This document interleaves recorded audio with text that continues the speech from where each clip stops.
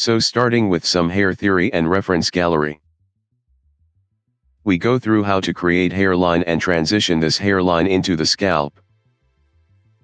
And also where to place this hairline using some rules. We go through to the root positions and root angle to make more realistic hair for our model. So stay with me. Because it is boring stuff, but I assure you get some best rules to add life to your hair. So before starting to make any given hairstyle, I always spend a good amount of time finding the correct references. And for my stuff, I never look at 3D model hairs, as there are quite good in-game examples like Naughty Dog. Because they tend to miss some sort of realistic structures and a lot of mid to larger detail that hair tends to have. So lots of hair models today seen in games generally pretty simplistic. You have a lot of hair buns for females. You have a lot of short hair. But if you want to create something such an asset we are going to make in this course, which is long and complex, it is really hard to find good looking 3D model references. So that is why I always go for real life references. These images are taken from the website that deals with surgical hair restoration or plastic surgery, which is very good for us to use because they nicely divide hairline into different segments. We later apply to our 3D model. So we look to these images. You have something called the transition zone and define zone. So transition zone for any given hair asset should be soft and kind of irregular in terms of placement and clumping. And the next zone comes define zone, which is denser compared to the transition zone and defined. So when it comes to the game asset, if you look at your character facing forward, you will most likely see through to transition zone without much effort. But when you reach a defined zone, that where you want your hair to be a little bit thicker to obscure the back view. And when you enter the central area, which is just above the defined zone, the hair here should be so thick that you cannot see through it. To know where to place the hairline, we can use glabella, which is a bony landmark of the skull. And then we travel up from glabella approximately 8 to 10 centimeters. Or using 4 fingers we can roughly touch where the hairline transition into the skull. So if you place your fingers starting from glabella upwards, you should roughly meet where your hairline starts. This is a pretty convenient measurement when creating hairs for your 3D characters. So if you look at your hairline in the mirror, then place your 4 fingers. You will reach the most outward part of the hairline at this point.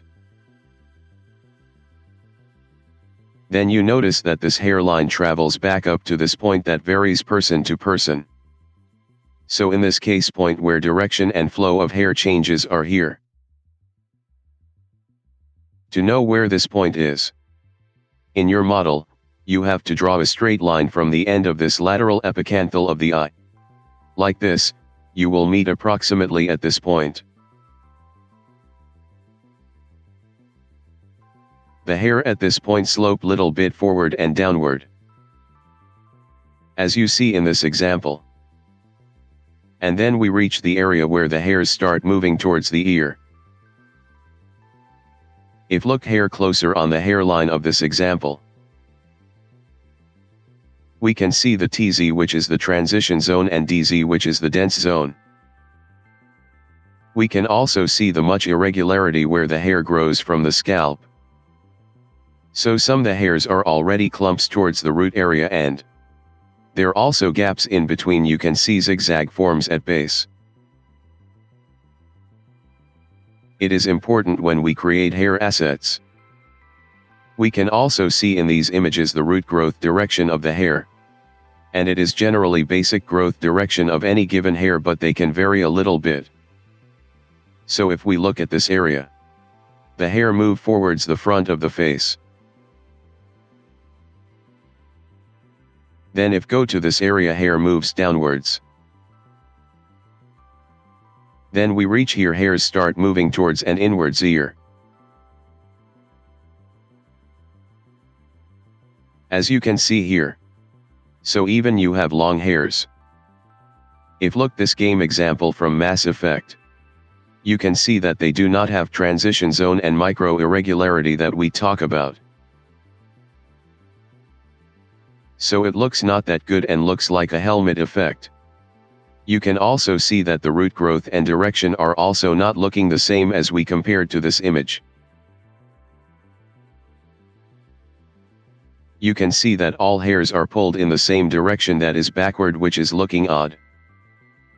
If you look at this example from Naughty Dog Studios' Uncharted game, you can see the amazing job is done on hairs. They have a nice transition in their hairs.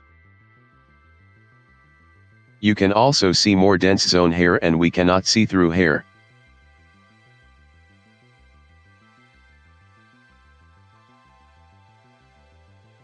We can also see that even though hairs are pulled back towards bun, the root themselves are a bit curved and have some weight in it. In the next session, we start making hairs with Xgen.